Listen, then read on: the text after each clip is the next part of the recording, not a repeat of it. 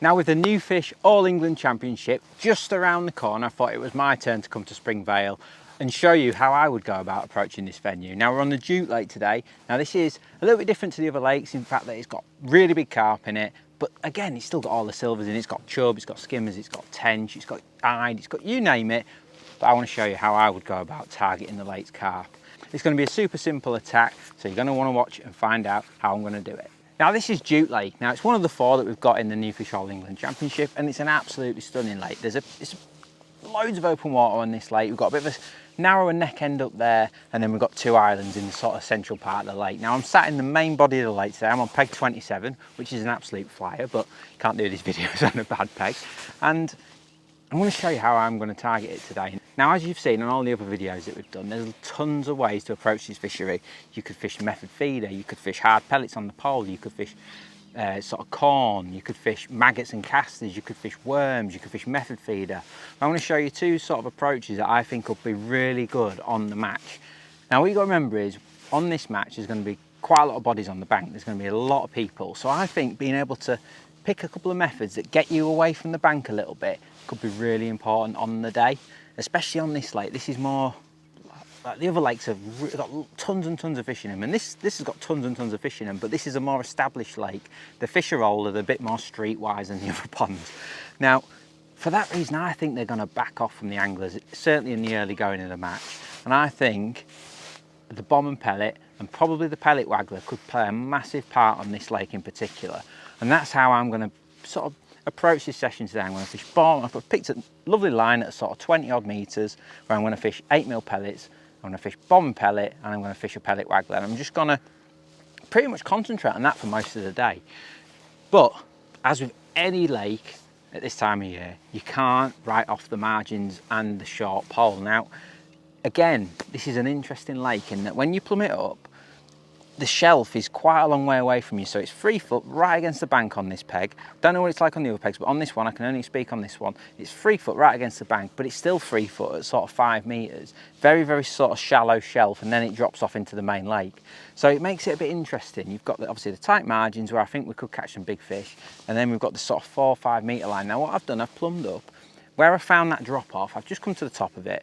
I think 3 foot, it's red hot again today. I think 3 foot's going to be a lovely depth to catch them. And even though we've got the same depth in the margin and the 5 metre line, I do think it's worth feeding the 2. So that's what I'm going to do. I'm going to fish 5 metres with paste. Surprise, surprise. And I'm going to fish the margins with paste. Now, we haven't covered paste at this venue, but when we were on Newcastle Lake filming the Old Dog New Tricks, the fish were loving ground bait, and I think that paste could be a really good option on this fishery. I think they're catching a lot of fish on paste, and it would be a massive part of my game plan if I was coming. So that's what we're going to do. We're going to fish short and in the edge with paste. It's going to be a little bit different to how I would normally do it though, because the bait needs to be a little bit different because of the rules. And then we're going to fish that long spot. So let's have a quick look at the bait. It's really simple. So we'll spin around now and show you that lovely bait. Okay, so this is the bait selection that I've gone with for Jute Lake today. No maggots, no casters, no worms, nothing like that. I'm keeping it simple, I'm keeping it positive. I say I'm keeping it simple, but I have got several different sizes of pellets. I really don't know what's going to be best today. Like I say, I normally fish hemp when I'm fishing with paste. Can't do that here, you can't use hemp, so I'm going to use pellets. And for that reason, I have actually brought every size available, because the margins, I'm not so sure whether I'm going to be feeding micros as a hemp alternative, whether I'm going to feed in 4mm, which I think I might be, as like you know, I like to put a few particles in the swim, get them grubbing around. So it could be either of those 2, but I think that I could just be feeding 6mm down the edge. So I have brought a bit of everything just because I want to cover my options. Now, I don't think I'm going to use them all. I'm very much just going to sort of feel my way into the session. I'm going to see how the fish are going to respond. If I feel like I need to get more fish in my swim, I'll probably go for smaller baits. Whereas if I feel like there's a lot of fish in my swim, like when we were on Newcastle the other week, I felt like you could just feed 6mm pellets and catch loads of fish. So that's why I've got all these different pellet options. Now for the bomb, I have got some 8mm.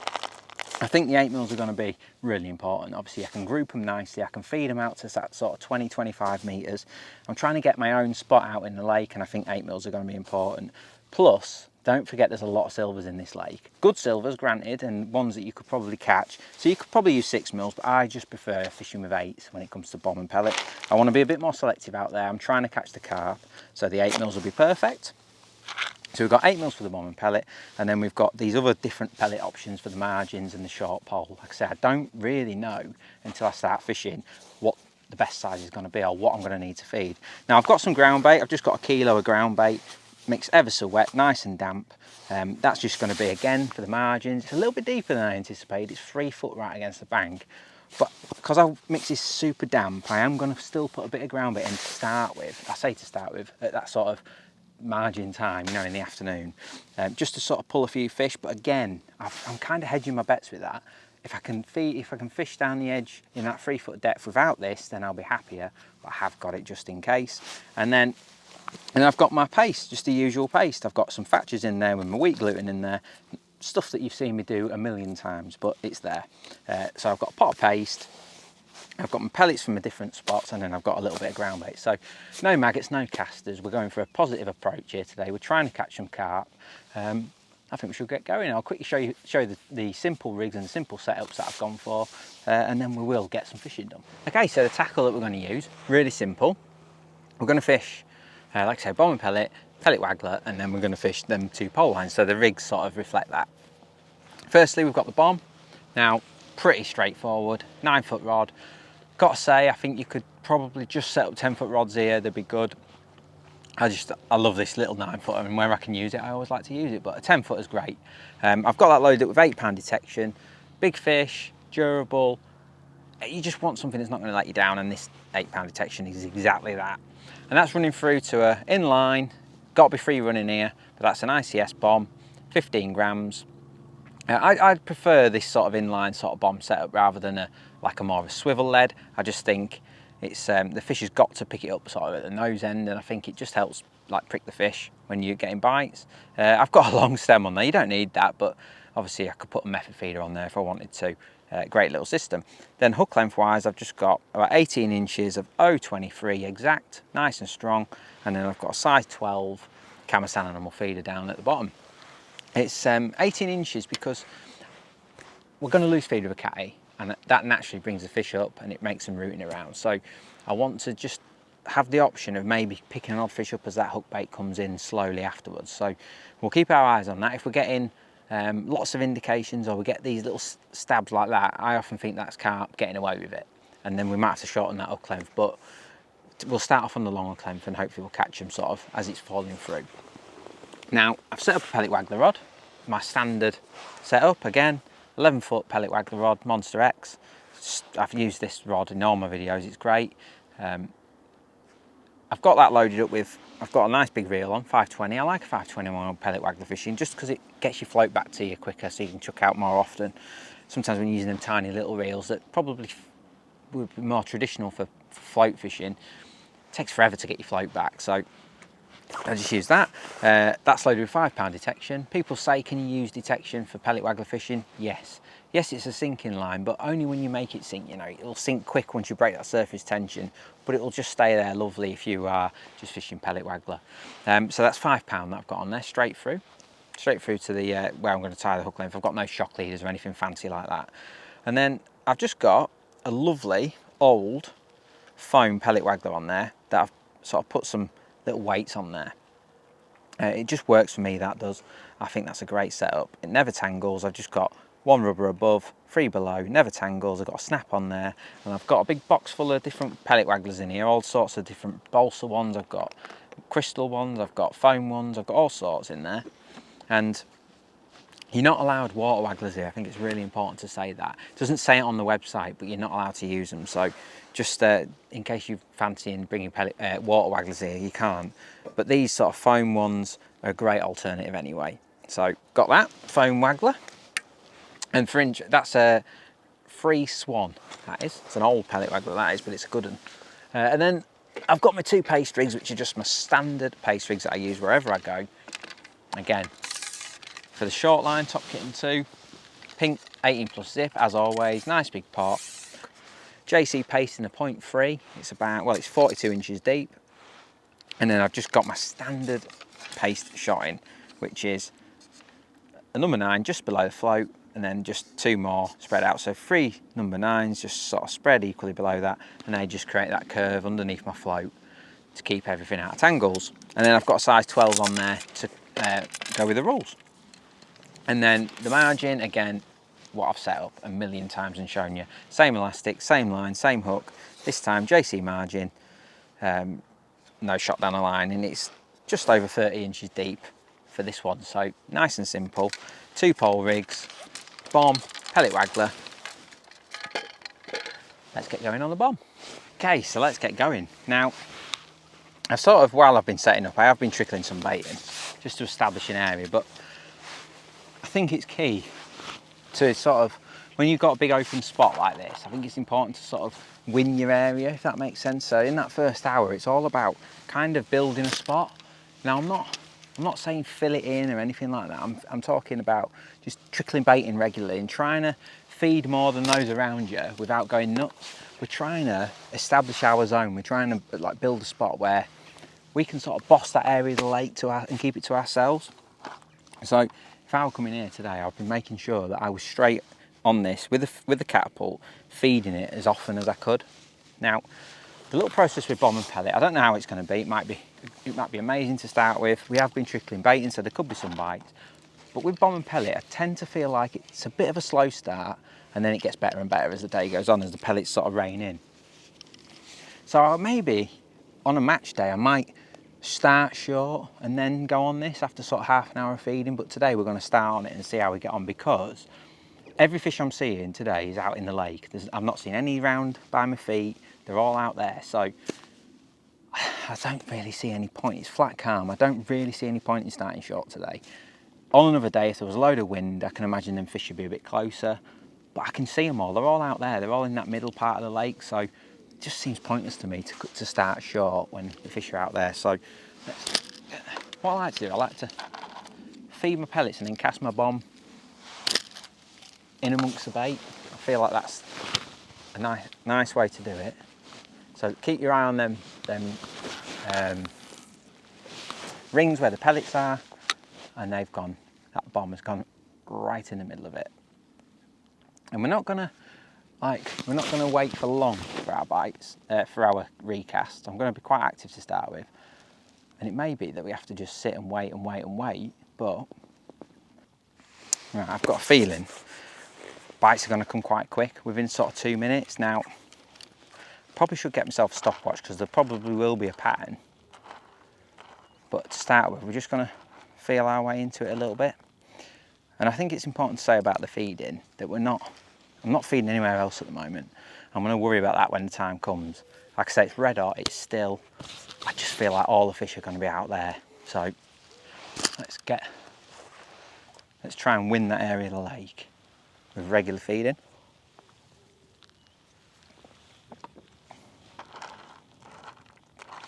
It's all going to be about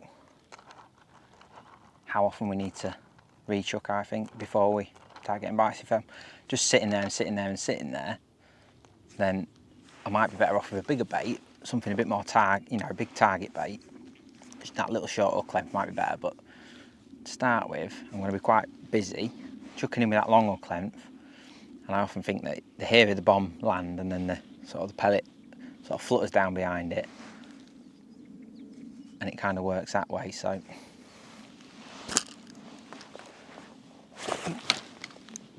there we go. That's a quick bite. So I don't know how long that was then. Was that probably 2 minutes maybe? It feels a good fish. Great bite. It was like a savage bite. So that was actually on the bottom and settled. So that's not when the longer clem set is best. So we've just got to keep an eye on it. That's a great start. I just think there's so many lakes here where bomb and pellet would score, because they're all biggish lakes. They're all like this one where you've got plenty of space. I just think it could work an absolute treat, especially when on this one and Duchess, because they're big fish in these two lakes. There you go. Great start. Nice comment to kick off our session. and a great bite. Yeah, nice and neatly hooked. Quite, I don't know, 4 or 5 pounds, I suppose. Nice fish. Kicking off our session nicely on the Duke. So that was good. Didn't know how long it'd take us to get bites, but that's a great start. Like I say, I have been trickling baiting because I've been sat here quite a while faffing around with the cameras and stuff, so it has had, like I say, probably half an hour's worth of feeding, which would probably be similar to starting short or something like that, so just bear that in mind. Right, so that worked. So we'll like I say, I'm trying to feed sort of 5 pellets, 4 to 5 pellets twice, not going nuts. I think that's probably quite a nice amount, and then ping that bomb. Try and go to the back edge of the feed if I can. But obviously that's easier said than done, but if I can, I like to just go. I'm not clipped up. A lot of people ask me that.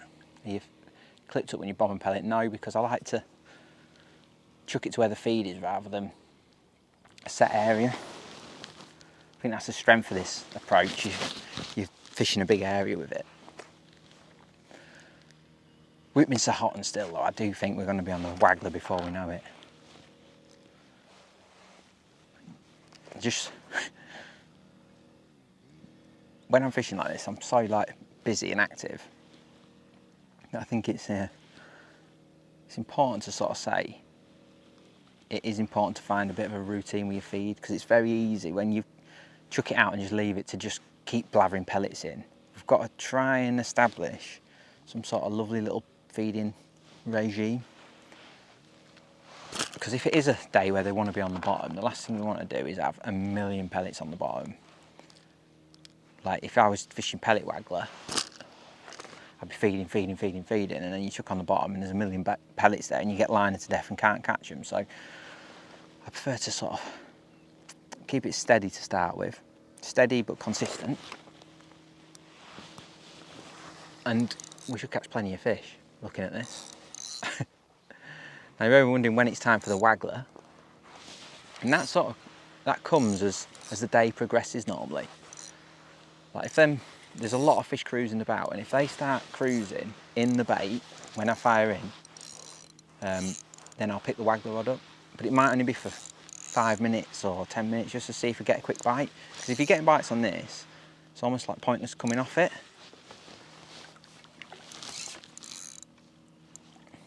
Nice fish. Cracking. Yeah, it's almost pointless coming off it, but waggler fish tend to be bigger, and some days where that's where they want to be. So you have to be mindful of that, especially on these hotter days. But that's a brilliant start, isn't it? I mean, that's a little diddly one, but this is what I'm talking about though, because especially on this lake, there's so much like bodies of water, open water, that I think that this could be such a good tactic. And I noticed in the match results, a few people are fishing bob and pellet, so it's obviously working. Again, just trying to keep it consistent. Bit of wind's coming on now, so that might even make it even better. Lovely. Now, you may be thinking, I know there's a lot of people like to use really tiny bombs these days, like 8 grammers and stuff.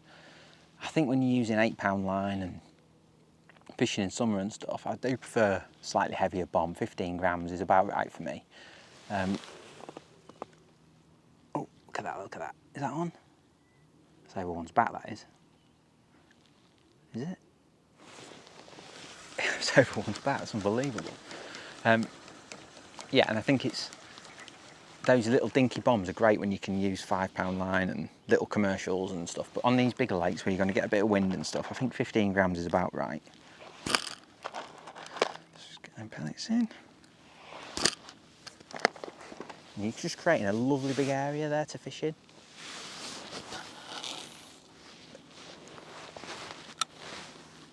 Such a great method. And of course you don't have to worry about blooming foul looking fish or anything like that. You can just be nice and patient, get the flask out and catch loads of fish. Who wouldn't want to do that? Now, of course, you've got the silverfish option, which no doubt will be important here at Springvale on the All England, because there's such a good head of silvers in every lake. I think if I was targeting them, I'd maybe look at, I'd be considering pellets. I would, softened pellets, just sort of thinking out loud, because then you've got a chance of carp as well. But so many maggots and casters and stuff get fed in here, it'd be a brave man to go against that, really. But I love fishing pellets for silvers. Saying that, the good thing is here, because they do look after the lakes really well, they take the little fish out. So generally when you're fishing here, even when you're fishing maggots and stuff, if it goes under, it's something quality. So I couldn't believe it when we was on that Newcastle and Mick was catching all them tench. It was incredible. So might get a chance to go on the Waggler soon. Of course, that's lovely fishing when you can do that, fish like that. Not even fed my pole lines yet. Like I say, every fish I can see is long pole distance and beyond. So until I start seeing fish cruising a bit closer in and stuff, probably in the afternoon, it's not even on my mind. I think you could probably ping on a long pole here today. Probably catch an odd one shallow, a few on the deck. So yeah, got that. That is a possibility here, definitely. It's been in a little while, so let's recast. Every time I recast, I like to put a fresh pellet on, just because, like, once I take a bit of water in, the sink different to the others. So last thing we want is to be firing on all these beautiful hard pellets, and then the one you chuck out's all wet and different. So in my mind, just ping a new one on. Good habits, hard to beat.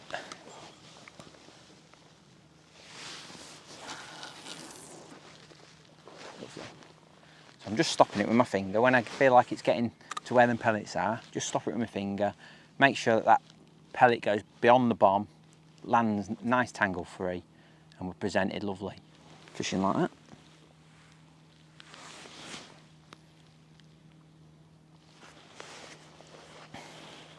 Great start, 2 fish.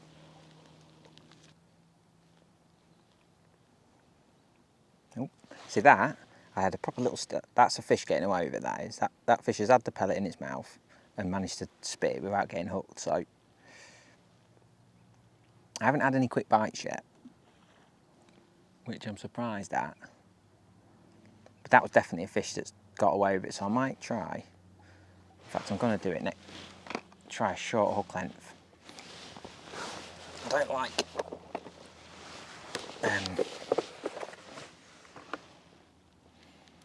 like it when they've got the idea that they might have done me. So I'm just going to try shortening that hook length down, or a shorter hook length.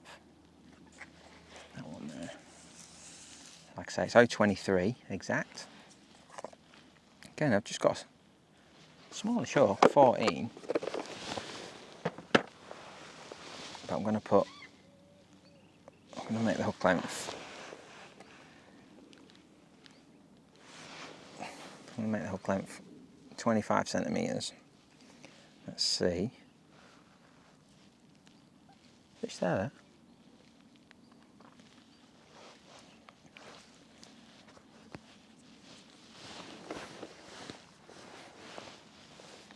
So that's a lovely little short hook length that I can quickly try, where I felt like that fish just got away with one there.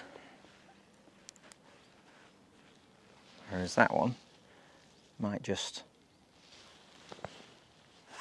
help prick the fish, because the bites have been, once the bait's been in the water a little bit, hasn't it? So they're not, it's not like they're following the bomb down at the minute.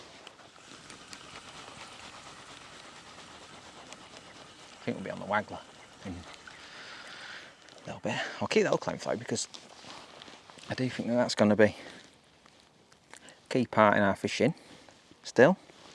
Swapping between the two. That's a much shorter setup, that is. Certainly worth a try.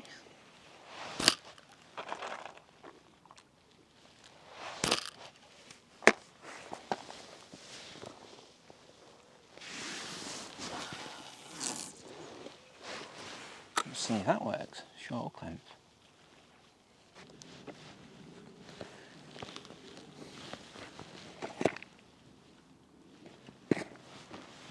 Oh, there we go. Short hook length. Now I'm just sort of going to predict questions that people are going to ask, and people probably ask, is it worth setting a method feeder up for this as well, like to chuck over the top? And the answer is yes, it is. I'd be tempted to do some 4 mils for it. Put 4 mils around a method, I think that could be really good. Get some of the 4s and prepare them for the method here. I think that could be really effective, I honestly do, as opposed to micros. I think that just works better when you loose feeding 8s. I think that works better than micros personally. Is that another carp? Yep. So that little hook length change has caught us an extra fish. Nice. So yeah, it's well worth doing it, but I would probably, if I was on this, like try and maybe look at some 4 mils around the, that's going mental, that fish. Yeah, put 4 mils around the feeder rather than micros. I think that could be a lovely way to fish. Right, so that's the bomb and pellet.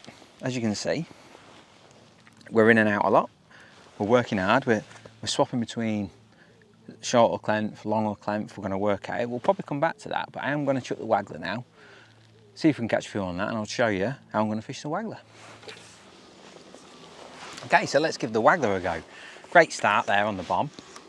I'm just going to pop an 8mm out my feeding and give it a go. Now, I've just set my float about 3 foot deep, I'd say, to start with. It's got a bit of cloud cover now. It's really light. Every now and again it comes bright, then it gets cloudy. So let's just start. Now, what I really need to stress is the importance of sort of working your swim. So, yeah, there's fish cruising everywhere. It looks like a perfect waggler day. Like, they're not going to be on the bottom, but we've just caught, you know, a few carp there straight away on the bottom. Just because they're cruising doesn't necessarily mean that's where the feeding fish are. So just be mindful of that. You know, just because they're cruising around, and sometimes the waggler can pull you into it, it can draw you in, and you end up catching more just being patient on the bottom. So just something to bear in mind, that is, you know, we can fish and fish and fish, but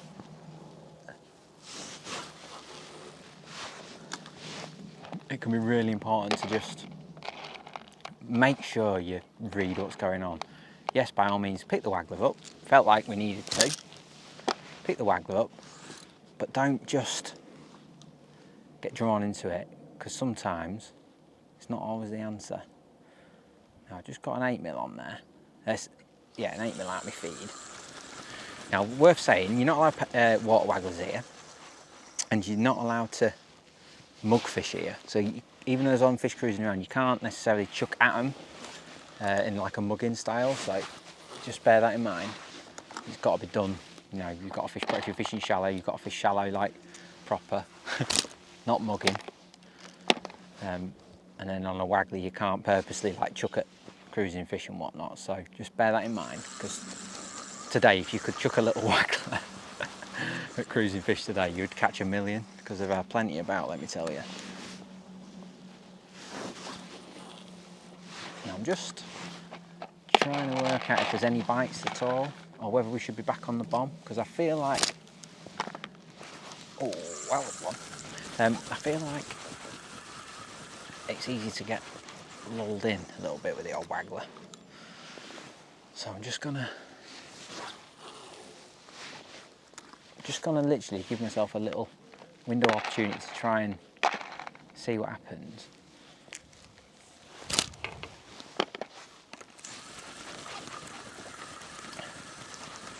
But I mean, like I say, sometimes it's just better just to just plug away on the bomb, even though it feels slow and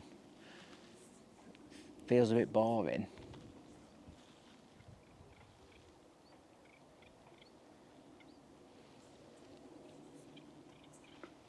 Yeah, you see, that's just not, you'd just expect that to go straight under, wouldn't you? There's fish out there, look. Not always the way, though. My catapult's just coming undone there. Not always the way at all. And that bomb, just being nice and patient on it, often the best way. But we'll give it another 5 casts. That's what we're going to give it. 5 more chucks, which is a short little stint, but often that. Oh, that was a bite. Often that's long enough to work out whether it's worth putting that bomb down for. Because if you don't set yourself a little like time scale, and you just end up chucking it hundreds of times and don't actually catch anything. So yeah, see, for my money, that's not quite ready yet. I feel like it's too early in a session. We haven't quite got them confident. They're still in that cruising mode. And what feeding fish there are, the feeding fish are on the bottom at the minute. Would be my inkling. So that's what I'm going to do. I'm going to get straight back on that bomb. And then we'll pick this back up a bit later. Just doesn't feel quite right. Like that should be, with the fish that are in the swim, I feel like that should have gone straight away, but it hasn't. Just pull it back into. Yeah, we need to be back on the bomb already. I can just feel it. You get a feeling, don't you, sometimes? Right, so let's get back on the bomb. Now, hopefully, you'll see that even though them fish have been cruising and cruising and cruising, it doesn't always mean they're going to be easy to catch. Like I say, we can't chuck our waggler at cruising fish here, mugging's not allowed, so sometimes the best way is to just put the pipe and slippers on, get yourself a cup of tea and stick on the bomb. That's kind of what I feel like could be the way here today, until the pole lines come in. Last thing we want to do is keep, oh God, that was great. Took it out of my hand. Last thing we want to do is keep chucking that waggler for no reward, when we could just fish this nicely and just keep picking fish off. And I think that's so important. That's the strength of this method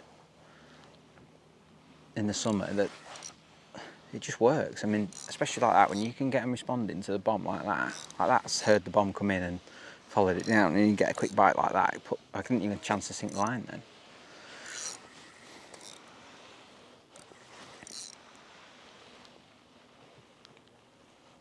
Lovely rod's bending nicely. I love bites like that.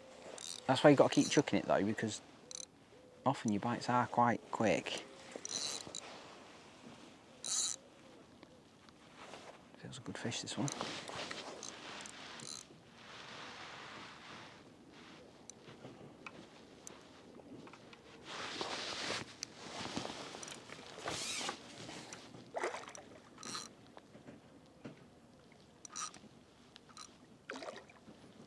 Come on, my beauty. Alright. So that's one of them big cruising fish. Has heard that bomb, it's followed it down and had that pellet. 100% that's what's happened there. Look at that. And we just towed for all that time with that waggler for nothing. And then one chuck on the bomb, and it's gone within a second of it touching the bottom, pretty much. It went in my hands anyway, so certainly within 10 seconds, and it's a proper fish. And these are the ones, if you can get these going, you're in for a great day on this lake. And it's just why the bomb is so effective. And look at that, what a beautiful fish. Super quick bite. Let's get out and catch another. Now you'll notice I haven't fed my pole lines yet. Now I'm conscious that the fish, every fish I'm seeing is out in the lake. and I don't want to feed loads of skimmers into my peg or loads of silvers into my peg by feeding them before the carp arrive. I just don't think that's the route to catching a load of carp. So just for now, I'm not going to feed it, but I might start looking at feeding that 5 metre line. I've not been pestered by silvers on this. I know we're fishing 8mm pellets, but I still expected to catch a few skimmers and odd chub and that. It hasn't happened, so I've got that in the back of my mind that maybe I'm going to feed 6s to start with. And I might put ground bait and micros in down the edge, but we'll sort of experiment with that. I'm going to kind of use my 5 metre line as a bit of a sounding board, if that makes sense. Just to try and come up with a plan. I didn't even get a chance to pour myself a fresh brew. This one's cold. Yeah, disgusting. A lot to be said for fishing the bottom. I say you'd just be forgiven for thinking that because it's red hot, them fish are just going to be suckers for the waggler, but it's not always the case.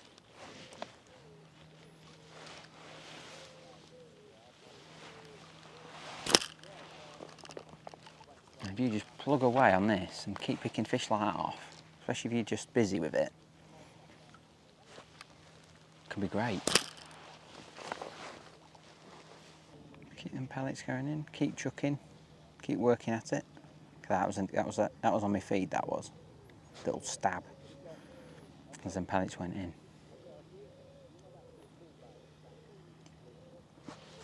Still on the shorter of the 2 clems at the minute. Carp close in, look, there's 2 there. That's interesting, that's a good sign. That weren't happening before, there's another one there. All of a sudden there's carp inside pole range. It's where timings is everything. You know, I could have been feeding that since we got here and there's no fish there, you're just feeding skimmers. Now there's an odd carp about. I'm not saying we're going to empty on the pole, but I feel like we're going to reel in now, we're going to feed it, and then all of a sudden some fish are going to start mooching about over these pole line.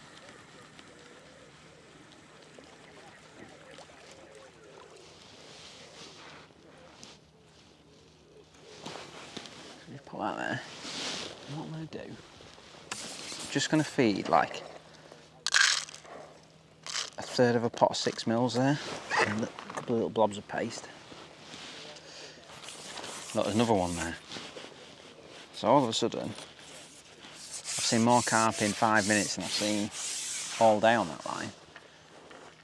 Make a bit of noise, let them know that it's there. And I'm just going to potentially throw a few pellets there as well. Like that. Yeah, nice. I'll stick with the bomb for now. But that's started now. It's the first time we fed it. That's kicked off. Because we're going to fish paste, we can sort of be a bit aggressive with the bait there. We don't need to be careful like we would if we were fishing hard pellets on the hook. We'd be feeding quite carefully, but because I'm going to fish paste, I'm not so concerned about that. I don't mind throwing decent amounts of pellets in.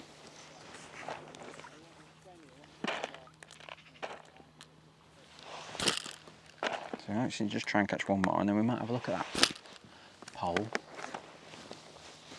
Well, there's 5 or 6 carp close in there. That weren't happening before. Which says to me the fish are starting to think about coming closer, which is great. In fact, there's carp everywhere, the more I look. I'd like to catch one more on this though, before we have a look at that pole. Look at them. Yeah, they're starting to... Oh no. Well, that kite don't float, but we got it.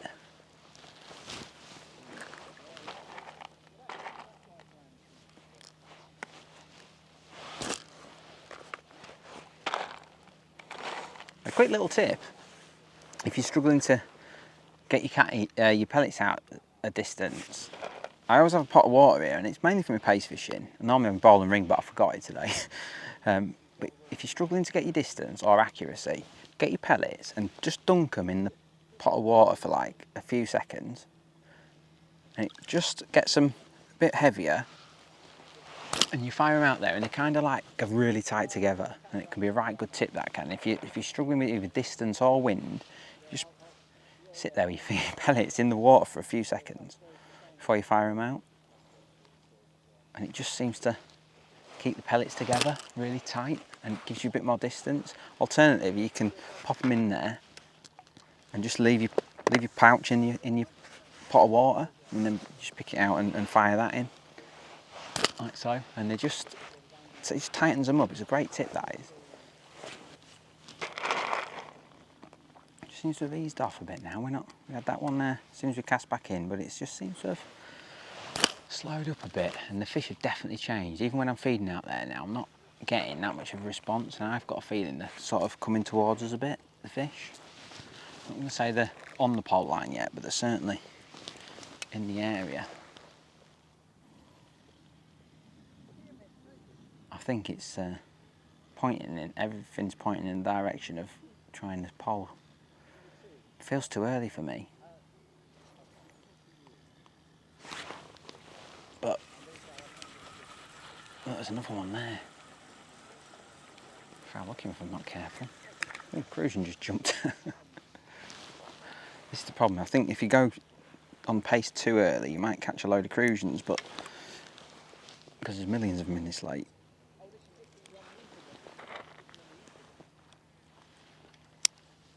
So I'm just mindful of that.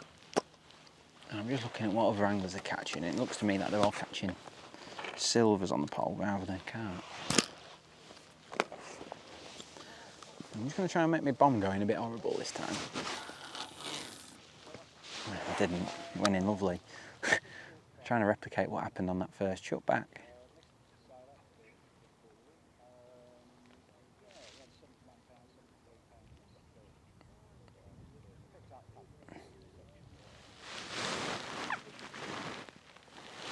I'm tempted to go on the waggler again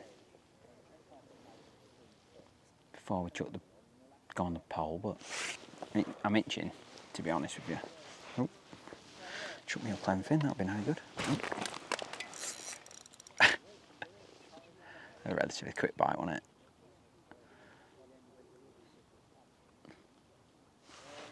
They're good fish though. That's why it'd be hard to come off this.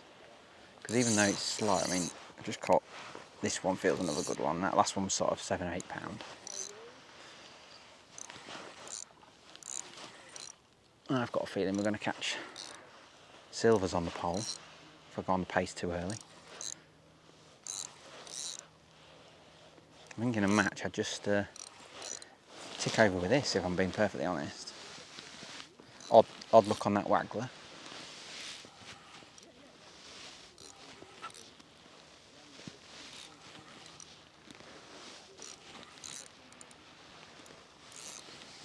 My foot rod's working nice. There's a load of skimmer slime back from my lead. I think you've got to keep chucking this, I think, would be my advice. As in, every 2 minutes, because I've not had any bites when I've just left it. The last chucking, I've just sat there, nothing. Chuck it back in and it goes as soon as you've sunk your line. I think you just got to keep chucking it every 2 minutes. Oh. Disappointing, isn't it? But you get the point. Keep chucking it over and over and over, because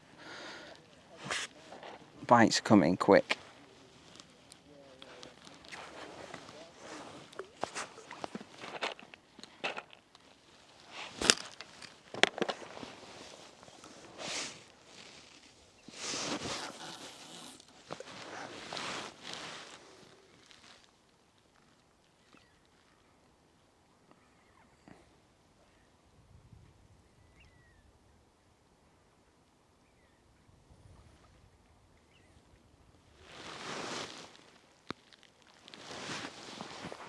Stopwatch would be handy.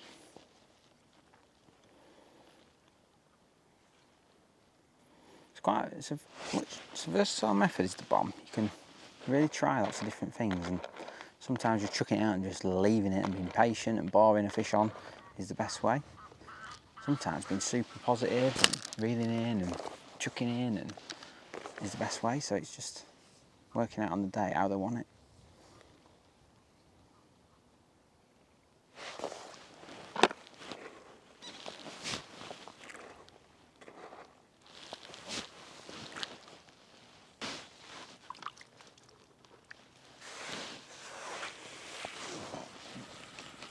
I've got to chuck the waggler again, haven't I? There's loads of fish out there.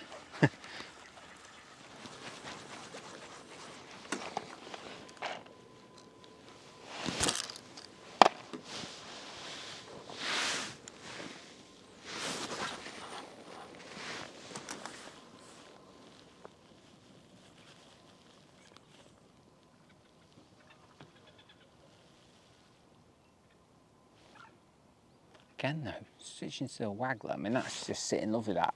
Put a longer float on. Just sitting there lovely now, even this bit of skim and stuff, but there's not many bites out there on it.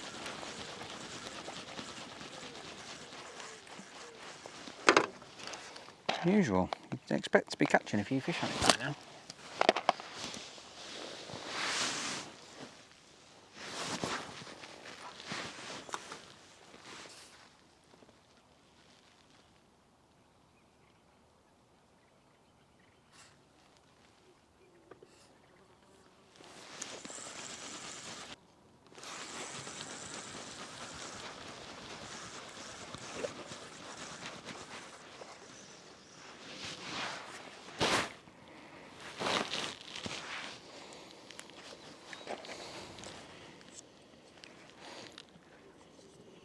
One little trick I like to do, even when feeding 8mm, is put a 6mm on the hook. Sometimes you miss bites when you're fishing 8mm. You miss bites, whereas with a nice 6mm, you don't. And just something to bear in mind.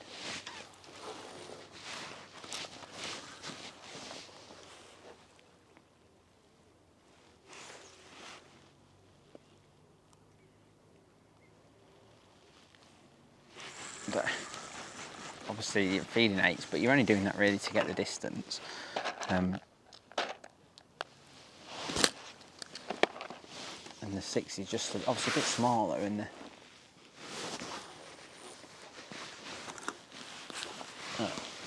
on the 6. That might be a chub. That was not getting any bites on the 8s, and you just literally just put a 6 on and get a bite straight away.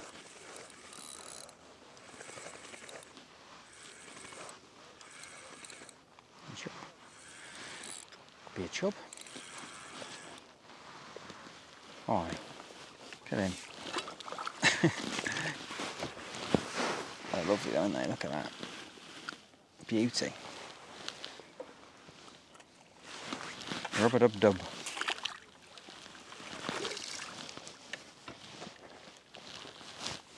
Straight away on the waggler. Amazing, isn't it, on that 6mm. We just chucked the 8mm out there dozens of times and you don't get a bite, and then you put in at 6mm and you catch them straight away.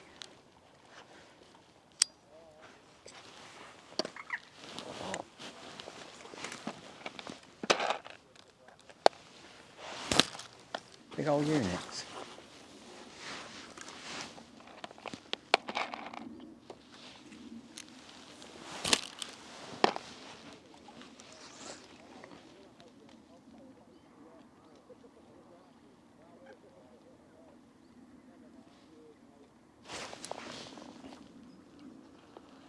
There we go. That feels a bit carpy. So, I mean, whether that change to that 6mm, I don't know. But that actually was sat there for quite a while before it went under, so could be another chub though. A good chub if it is.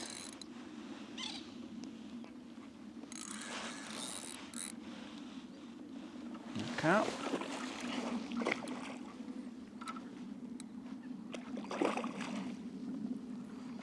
6 mil.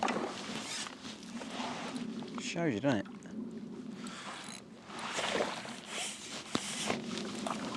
Lovely. One on the wag.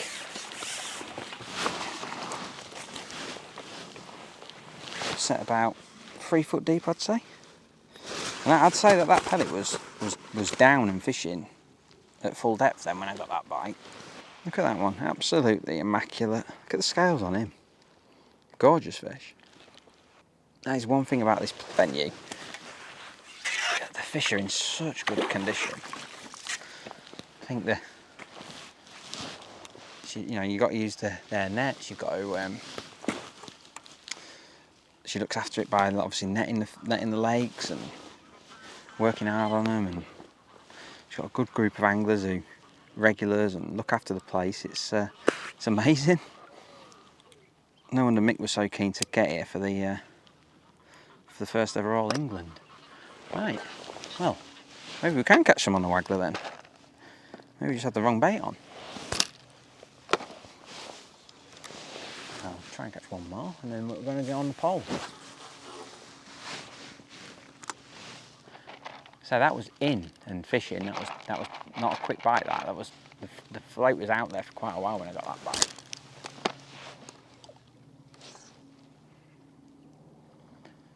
Little process I like to do.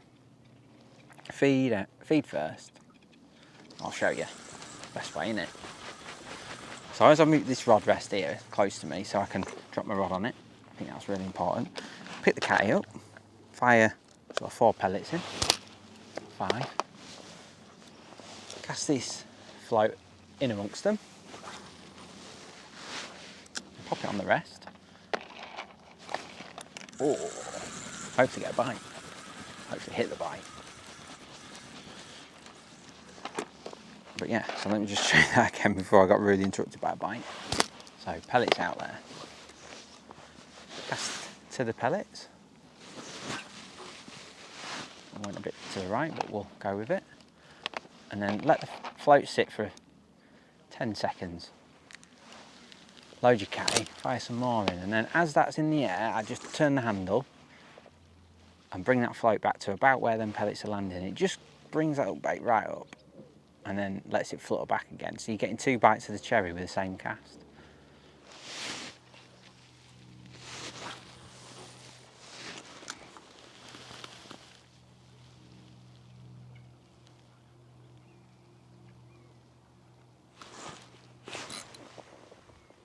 There we go, something else, another chub I think. I'm just going to plug away a bit, but I'm itching to get on the pole. Oh, pommy. Yeah, I'm itching to get on the pole, so next time you join me, I think that rounds up. Look at that, another one of Springvale quality silvers, nice skimmer. And I've got a feeling that the fish are starting to come onto the pole lines now, so I think that's enough sort of bomb and pellet waggler fishing now. I think we've seen enough of that. I think you've got a good idea of how I'd fish it. So again, super aggressive, but doing it with a bit of thought, you know, feeding 4 or 5 pellets regular, fishing up and down with the waggler and the bomb, and you're going to catch loads of fish doing that. So let's get on the pole and see if we can't sneak a few big carp on the short 2 pole lines. Right, so we've had a great session now on online tactics, several carp and a few of those chub on the waggler as well.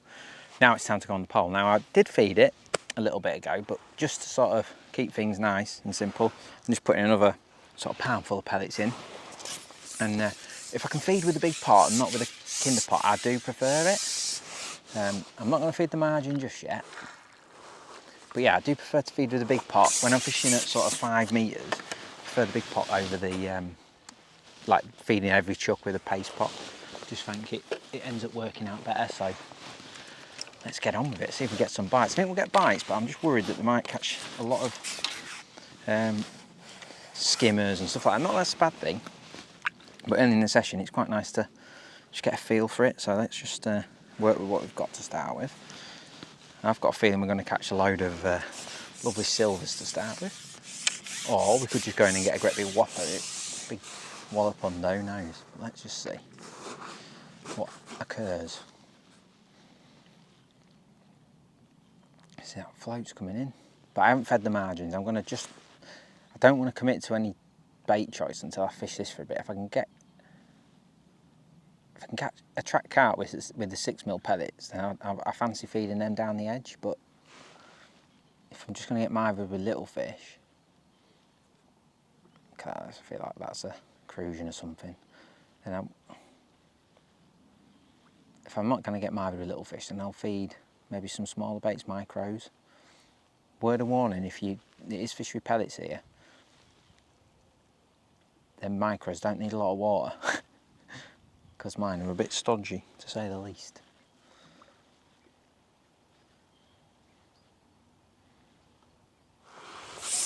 Oh, he had me paste off straight away, whatever that was in my peg.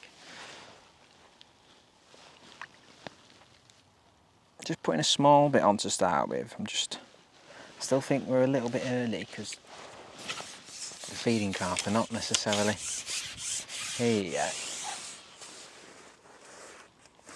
So I'm just going to put small bits on and just see what we can catch to start with. Might be that we catch a few skimmers and stuff. Probably catch on pea here. On pea, little bits of pea paste would probably work really well.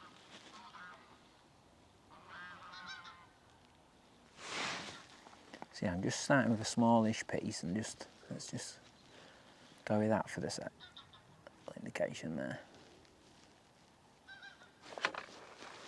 Skimmer.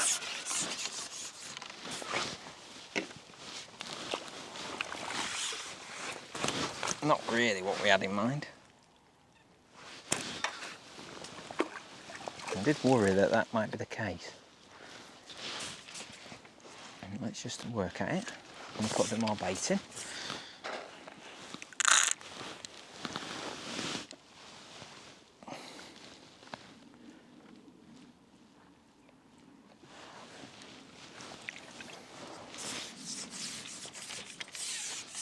I think the paste would be a good method on all the lakes though, because they're not F1s here. They're real carp, and every real carp in the country loves paste. So I think it'd be a great method on every lake, really do. And I know on Newcastle they're catching some huge weights at the minute. Wait. They're catching some huge weights at the minute on paste, so. I mean, they're not bad fish, are they?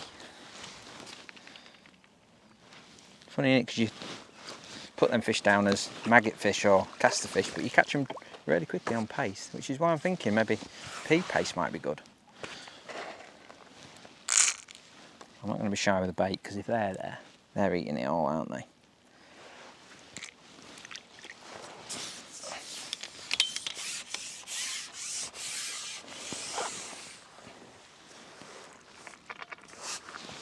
In match situation, I wouldn't stop feeding that bomb and pellet and that long line, because that can, in the last hour, on a day like this when they're swimming around cruising, the last hour can be when you catch them.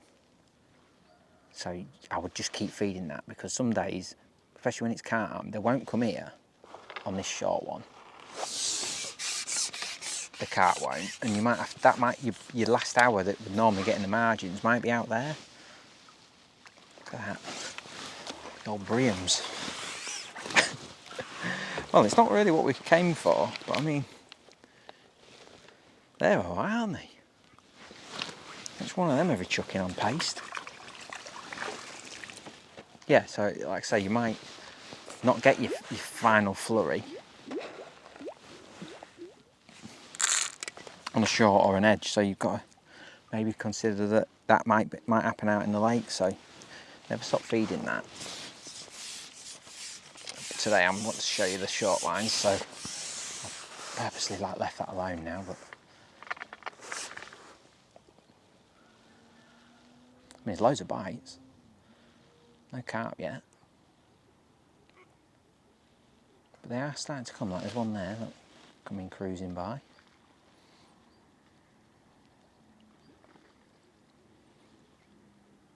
Oh, there's one as well. There is carp about, which is good.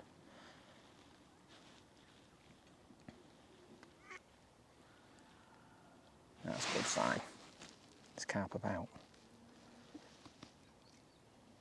Weird bite. Have to come back in. Paste off that one.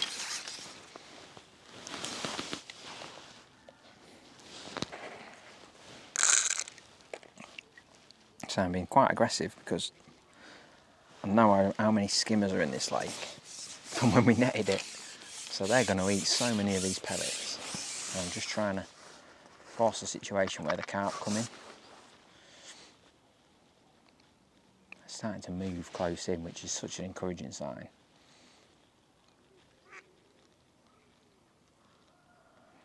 I think it's a matter of time before we start catching them, to be honest with you.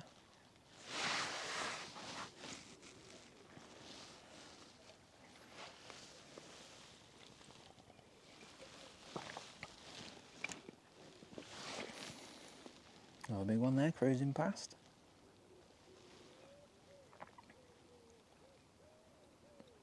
It's gone quiet on the skimmer front. Oh, he says. Might have spoke too soon.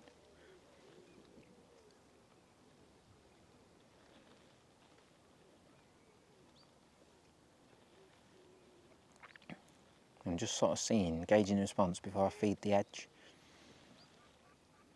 Oh. Quiet it. I'll just keep catching these because these are good weight builds. I know I said I was out and out carping today, but if it was going to be tough, you could drop in. But this is what I think personally. If you just kept plugging away out there, either the bomb would go solid or the waggler would go solid, I think, would be my inclination. One of them would.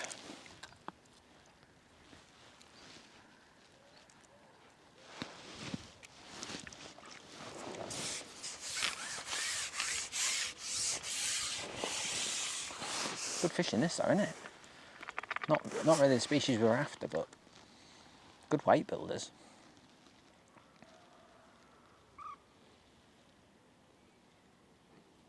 I just love it. Love the paste.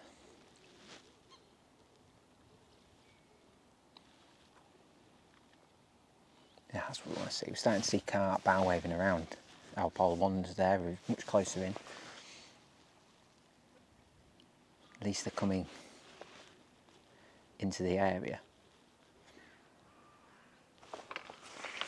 Tell the skimmer bites because they're really slow.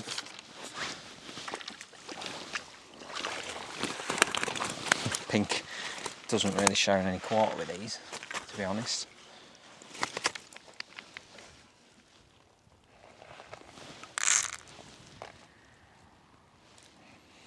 So you can see straight away that even though we're fishing non-traditional baits, you can see the potential for silverfish sport, can't you? Because I think if you fish paste for silvers, you'd have a right good weight because, yeah, you're catching silvers and it's big skimmers. But if you did it with paste, eventually when the carp decide to feed, you're in a great position because you're fishing the right bait. Whereas if you were fishing maggots, there's every chance you're just going to keep catching silvers, whereas with this, I feel like at any minute the carp will muscle away in, but until they are, we're just going to keep plopping a pound in our keep net.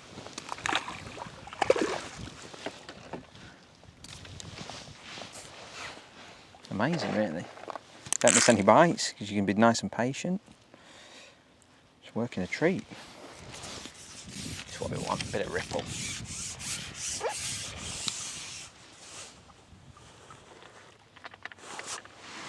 I am going to try coming even closer. Take a section off. Replumbing, I'm going to come in just a touch closer. Not that I think we need to, but sometimes I think that the carp like being closer to the bank than what the skimmers do. I mean, that's just great, frantic, isn't it? So let's just quickly pop the plummet back on.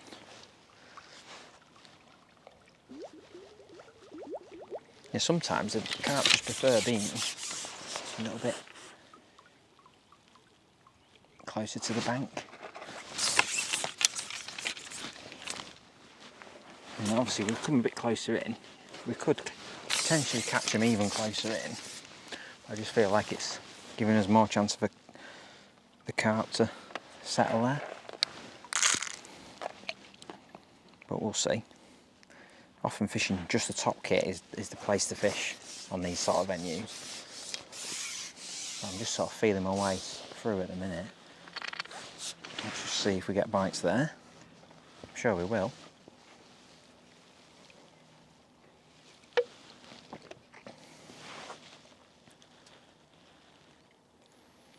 I could even throw my pellets in by hand and create a bit more noise. That could work. Ooh. Oh, that was a carp, look. Bow waved out the thing, that's great. Getting excited now.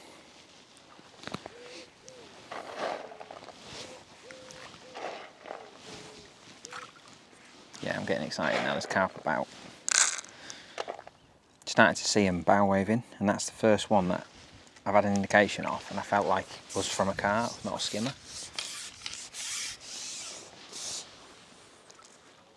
It's not necessarily shallower, but sometimes them skimmers aren't as keen to come that close to you. I think we will still catch loads of skimmers there, but sometimes the carp love being really close to you, and they can be right under your feet and you don't even know they're there.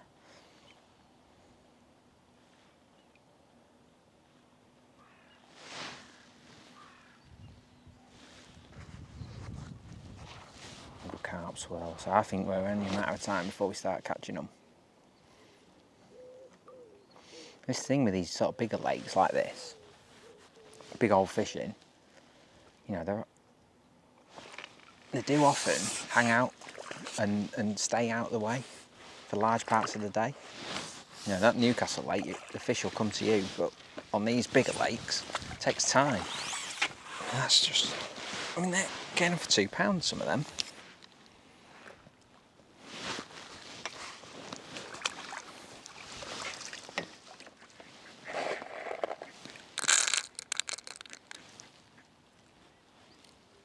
They're coming.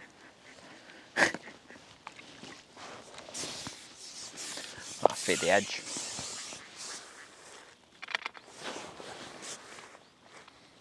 Still not quite sure what I'm going to do with the edge. Whether it's going to need some ground bait or not. Not sure. Might put some in just to start with, just a little bit. Just see if we can.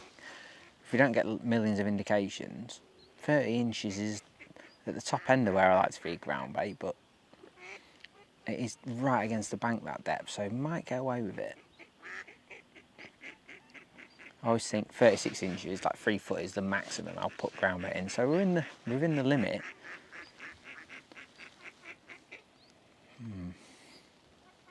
Not decided about. Oh, I thought it was going to be a carp then. Not like a carp bite. Oh, it's just a massive bream. I mean, what have we got in that little spell? 10 skimmers? 20 odd pound? Well, no, not 20 odd pound. 15 pound. Incredible. I mean, that's two and a bit pound, that one. Incredible fishing. I want to feed the edge. I think it's a fraction early. But maybe them carp will come in, I think. So I'm just going to feed it down this right hand side. There's a little cut back that I think is going to be perfect for what we're going to do. So I'm just going to put in, what am I going to put in? 2 hard pellets, just so that there's some hard pellets about. Let's get rid of them. And then we're just going to put in some of that over wet ground bait, so like half a pot probably total. And I'm just going to accurately pop that in right in this little, there's a gap here, which just looks perfect. Pop that in there. And I think that could be action packed down there.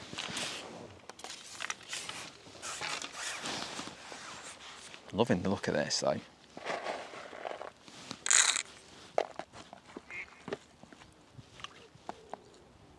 Great fishing.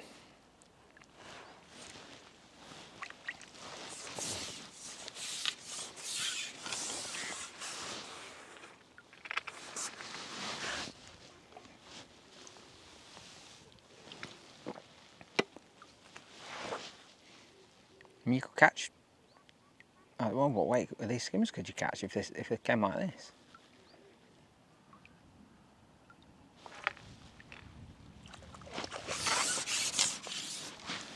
Thinking it, look at that orange, that pink is just, even though it's strong, it still comes out a good couple of foot when you're playing these. Pop the hook off. Right, I'm going to get my head down and I'll come back to you when we start catching carp. I'll come back to you because I feel like it's only a matter of time. We might just have to churn through a few of these until they switch on. We'll catch one more just to show, just to thing. But I feel like it's just a matter of time now. They'll either turn up on this line, or they'll turn up short. Okay, so I sort of said I'd come back when things were changing, and we've got our first carp now. Top kitten won, and it just started to go a bit quieter when I was fishing, as in not so many indications off skimmers. And I just wonder whether we're starting to see some paste fish coming in, because that's a proper paste lump, that is. Big old mirror. And that's the difference with this. Obviously we're catching those lovely skimmers and bream, but because we've got the right thing on, once these turn up we can catch them. So that's a great sign. Doesn't mean we're going to go and catch millions of them, because I still think it's early for them to really come in. But there's positive signs, like they're not bow waving around like they were, as if they're like down, they're going down a bit more now. So maybe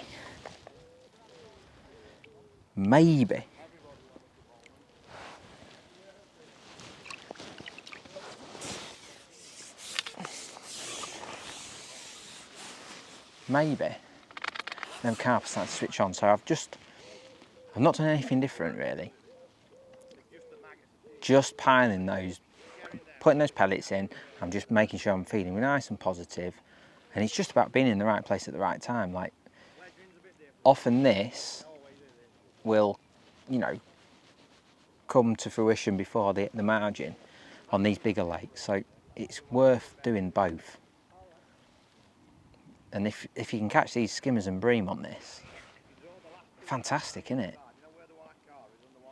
So I've fed that edge again since we last spoke. Yeah, I just put a pot full of ground bait in, that stodgy ground bait, so I've put 2 in there now. That's a bream, not a carp. I mean, if you just kept catching them every chuck in, and then them carp come in and muscle your way out, you'd have a right weight. You'd need multiple nets, put it that way. I mean, they're just great, aren't they? Look at them. Unbelievable fishing. I've never fished a lake like this, not with silvers. No way. It's the most skimmers I've ever seen. Quality skimmers. And we're just literally working through it, and that carp was a great sign.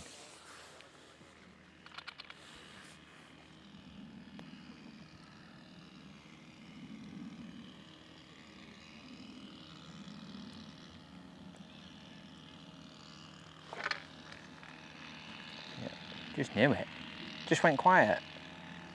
You can just tell. Oh. Last seen heading towards Newcastle Lake. Well worth having a few barrels next to you just in case. You can just tell it just started to go a bit quieter for the skimmers. And that's classic, that is, on a lake like this. Like, you just know when there's one in your peg. But I think we'll call it quits on this line for now, and we'll concentrate on that margin, and hopefully we can catch a few on that before some storm comes. Look at that. Another beautiful paste fish. I reckon it's literally about to kick off, and I don't just mean the fishing, I mean that over there. But I think that is just a great demonstration of how effective that paste is. You know, we're catching carp now. Not only that, you know, we're catching carp now, but not only that, we're catching those quality bream.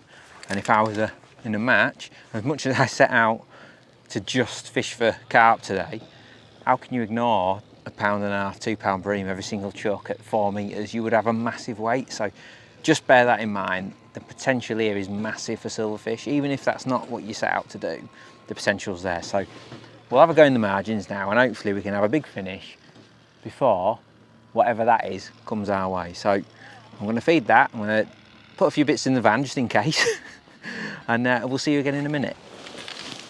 Right, so I've fed it a couple of times down that edge, and to be honest, I'm fast tracking it a bit. If I was coming here today, I would just be staying on that short line at the moment. That looks to me like it's going to come really good, but because I think we're going to get extremely wet, I'm just chancing my arm in that we can hopefully catch a couple down the edge. So what I'm doing, I'm just putting a bit of ground bait in. I'm just putting it in nice and accurate. That's really wet ground bait, that is, like fully saturated.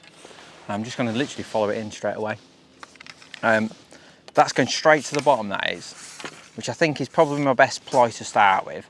And if we end up getting absolutely mithered, or we catch too many skimmers, I'll start just throwing in large amounts of those hard pellets, because it's worked in front of us feeding those hard pellets, so there's no reason why it wouldn't work down the edge as well. And it's just a case of if the carp are ready to come in yet. It's a good sign though, because we have started catching well on that short line, so it's kind of just a matter of time really. And let's just hope there's an odd big one. There is fish moving now. It's just that time of day, isn't it? We're just sort of getting to the point where they're going to feed. Now, I think we're going to have to go through a few skimmers first, because there seems to be skimmers everywhere. They're good fish, but if we can get in here and be quiet, then we might have a chance. Little indication there. I think this lake, from what I can see today, I'll do a bit of a roundup and a bit of a conclusion, but this is much more like how I remember carp fisheries to be, this lake, as in they're big old fish that are sort of, they know what's going on, they hang out the way until it's time to feed, and then they'll come in really late. So I think that a lot of your carp, yes, you'll catch them out there on bomb and stuff, but I think if you haven't got a peg where you've got like a big area to fish bomb, a lot of them do, but I'd be really patient if I was on this lake. I think you could definitely feed for skimmers, definitely, but I think your carp could come really late, last hour, hour and a half. Even on that bomb, I think that would have just got really good later on in the day if we'd have persevered with that. And I think it's the same for this. I think like we're going to catch them down here, but it might like literally be your last 20 minutes of the day when you start catching them down there. I think that's just worth saying. Whereas like Newcastle and stuff, I think they're more like newer lakes where the fish are younger and smaller and they're just more aggressive. Whereas these, definitely more like old school carp, like they're going to feed when they want to. So just bear that in mind. What we got? A carp or is it a bream? Could be a bream. Oh, here comes the wind. Here comes the wind. That's a bream, but there was a carp down there with it, definitely. So we might just sneak one before Hurricane Wilf comes, or whatever this is. It's coming. Here comes the wind. Race against time. Race against nature, this is. Come on, Mr. Carp. But yeah, I just think that the important thing, if we don't get one, because that weather is looking imminent, if we don't get one, I think it's just so important to just say the carp could happen really late on this lake. So don't give up. I think your short lines and your margin lines could literally be the last half an hour. So just bear that in mind. Fish, use that bomb and pellet and your waggler as your sort of, or even a method if you've got an island, maybe a method up to the island. Like I say, I would definitely consider 4 mils on the method. Bit harder to prepare, but I just think for this stamp of carp, I think 4 mils are better. I'd consider that. And then I would personally fish pace short. There we go. That's a bream. I would personally fish that pace short because I just think it's the right thing to do at the minute. So many fish getting caught on pace everywhere at the minute. But I think it's just the right way to go about it. And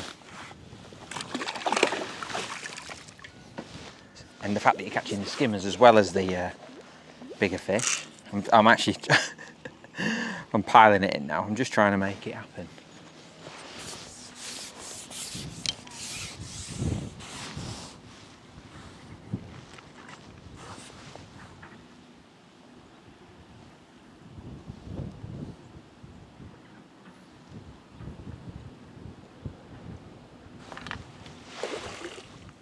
There we go. And that has just come in a nick of time. I don't even know if it's a big one, but it is what we're after. And it's a carp. And it just started to feel a bit quieter down there, and lo and behold, I've got this beauty. And it's the perfect one to finish on because I think I'll manage to do that before it absolutely hammers it down. I will never know, but we have, so it's a nice one to end on. Our session here on the Duke, and that is a cracker. Poor netting though, cracking fish, crap netting, but it's just fantastic fishing. And like I say, I reckon on this lake in particular, with them being bigger, older fish, I think your last hour could be massive, really important. There we go. Could be really, really important. You know, we've caught them fish short, we've caught these bigger carp down the edge. Well, to be fair, they're not any bigger, but carp down the edge. If you can catch a few on the bomb, a few short, and then finish off with a few edge fish, I think you're gonna have a great day. And I can't wait to see everyone for the first ever NuFish All England Championships here at Springvale Fishery. What a venue. Don't forget to like and subscribe, and we'll see you in August for the big day.